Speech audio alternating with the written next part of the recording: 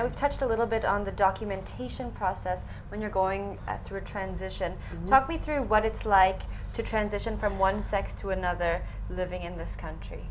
Essentially, one would have to go through a process of psychotherapy and psychoanalysis in which you basically have to sit down with a psychiatrist or a psychologist or a counselor who needs to be able to establish and ascertain for surety that indeed the identity that you are expressing vocally to them has some sort of basis in that.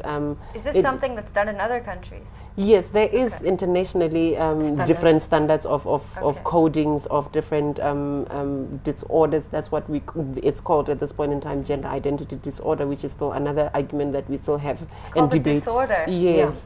Which essentially in the DSM. In the DSM for the Diagnostic Statistics Manual is the version 4 that is being used, and then there's the International Coding of Diseases as well that's used by the WHO, which essentially then is still under review at this point in time to try and remove that disorder, because transgendered persons are not disordered because it's not something that really disturbs your daily functioning or your mental capabilities, but rather it's a state of being. It is just need to be understood that this is a state of being that a person is born as, much as one who's female-bodied, identifying as female and identifying as a woman, can be born that way. A transgender person is born in that way. There is nothing wrong with them.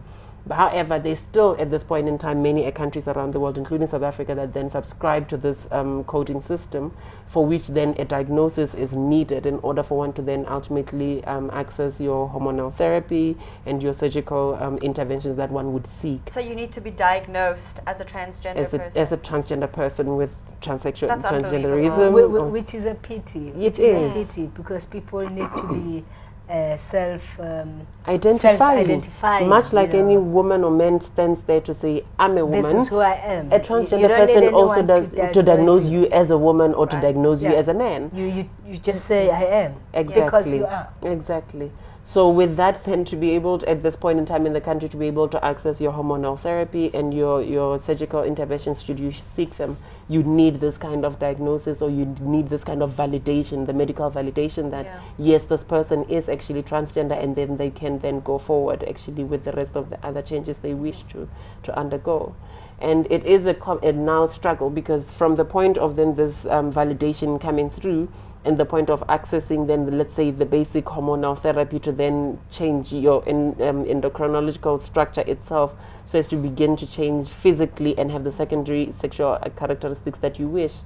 Many people around the country are not able to access readily these particular hormones that are obviously available in our hospitals and in our clinics, but you find that there's the common excuse and reason given by our government to say that we are under-resourced, we do not have people who can administer these services, to monitor the very process itself, because hormonal therapy requires close medical monitoring.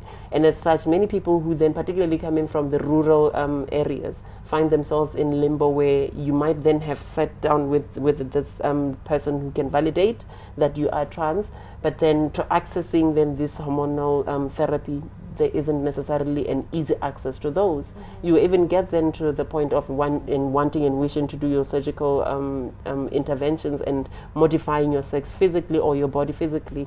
That is also not an available, a readily available service within the country itself, where we're sitting with about 2 hospitals around the whole country that are somehow mandated to be able to do these particular surgeries, whereas the whole country itself, most people are struggling to be able to access these.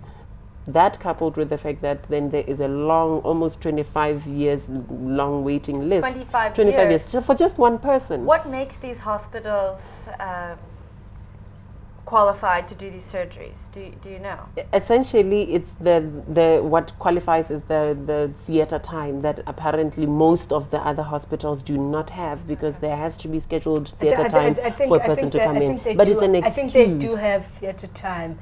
It's just willingness. Willingness, exactly, or the lack of willingness in this case. And yes, and the attitude. Yes. For as long as officials or government or policymakers consider transition as cosmetic and then non-emergency. Yes, because then if they can give theater time, I don't know, for heart transplant or I don't know, for whatever mastectomies for amputation, other women whatever who need to have breast removed. they can give to, then there is theatre time. It's just that this is not a priority, right? They don't see it as a life and death. Exactly. But I can tell you, from where I'm sitting as an organization, I know that there is a high number of suicides, because then for those individuals that find themselves, you can imagine yourself experiencing yourself as a guy. You're like, shit, why do I look the way I look? You constantly have these breasts to remind you of something that you're not, and you wish them to be gone. People mistaken you for a girl, and you keep saying, I'm not. You know, eventually that causes so much distress in you, and many, especially youth, transgender youth, they resort to suicide, and these are the things that can easily be avoided. If we prioritize these particular surgeries for trans persons and all the interventions that are required in helping and assisting trans people to become themselves. As soon as, I can tell you now, as soon as transgender people, they have received the therapy or whatever they need, they are so functional like everybody else. If they are guys, they function like any other guy. If they are girls, they just fit into society like any other girl. So essentially, I'm like Sibusiso is saying, transition-related medical care should be treated as a matter of life and death.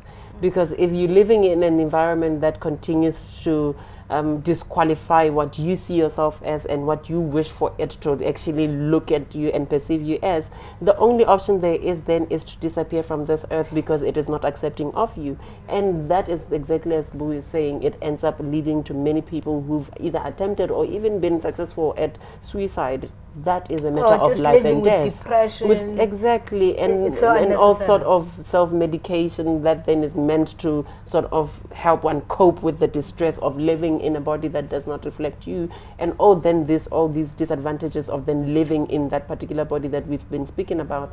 One ends up living in a space where we would say they already are dead emotionally or even spiritually, because then the world that they're living in refuses to accept and validate who they are.